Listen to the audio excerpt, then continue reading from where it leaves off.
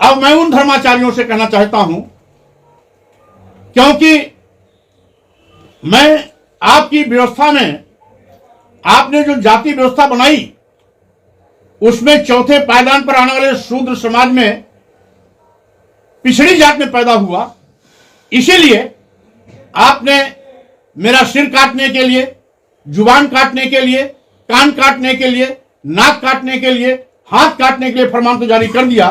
क्या आपके अंदर हिम्मत है कि आरएसएस प्रमुख भागवत जी के भी सिर, जीभ, हाथ, नाक काटने की हिम्मत कर सकेंगे? ये जो आज 15 दिन से लंबा विचार विमर्श कर रहा, 16वां दिन है। इस विचार विमर्श में जातवाद का नंगा नाच करने वालों की चूल्हे हिल गई हैं। उन्होंने कहीं न कहीं इस बात का खतरा देखा कि फिर से हिंदू धर्म में कहीं पलायन न हो जाए, कहीं और किसी धर्म की ओर न जाए। इसलिए समय की नजाकत को देखते हुए आरएसएस प्रमुख श्री भागवत जी ने भले ही मजबूरी में यह बयान दिया, लेकिन उनकी चिंता जायज है। मैं इतना केवल इतना कहना चाहता हूं, आरएसएस प्रमुख श्री भागवत जी अगर मन से इस बात को कहे हैं, अगर दबाव में नहीं कहे हैं, तो धर्म के नाम पर वर्ग विशेष, जाति विशेष, वर्ण विशेष को अपमानित करना, गाली देना, आपत्तिजनक टिप्पणियों सहित सभी उन अंशों को हटवाने के लिए पहल करें, क्योंकि उन्हीं के संरक्षण में आज केंद्र में सरकार है, देश के तमाम प्रदेशों में सरकार है। माननीय प्रधानमंत्री नरेंद्र मोदी जी देश के प्रधानमंत्री हैं, और माननीय प्रधानमंत्री नरेंद्र मोदी ने भी कहा था 2014 लोकसभा चुनाव के समय, जब किसी पार्टी ने उन पर किसी टिप्पणी की थी, तो उन्होंने भी नीच होने के अपमान का दंश झेला था। सार्वजनिक सभाओं में, एक नहीं अनेक सभाओं में कहा था कि पार्टी विशेष के लोग हमें नीच कहते हैं क्योंकि मैं पिछड़ी जात में पैदा हुआ हूं। और अभी अभी जब माननीय प्रधानमंत्री नरेंद्र मोदी जी पिछड़ी जात में नीच होने का अपमान झेल चुके हैं, माननीय मोदी जी का मतलब जो गुजरात में 4 बार मुख्यमंत्री रहा हो, उस समय देश के प्रधानमंत्री के दावेदार थे, आज दूसरी बार देश के प्रधानमंत्री हैं।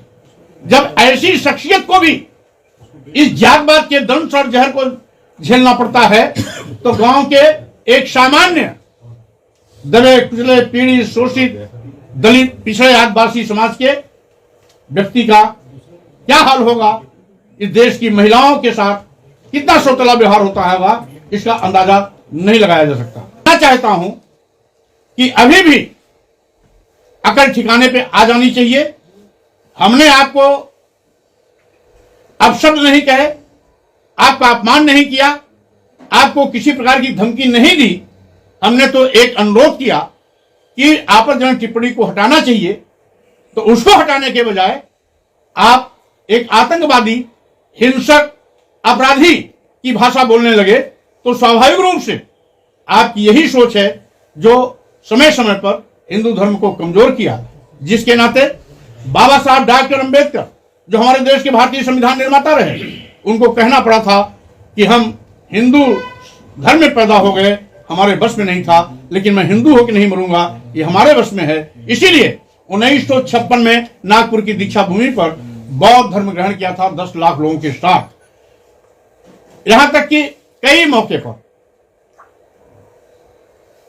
आरएसएस प्रमुख भागवत जी ने यह भी कहा कि भारत में जो भी रहता है वो हिंदू धर्म का है।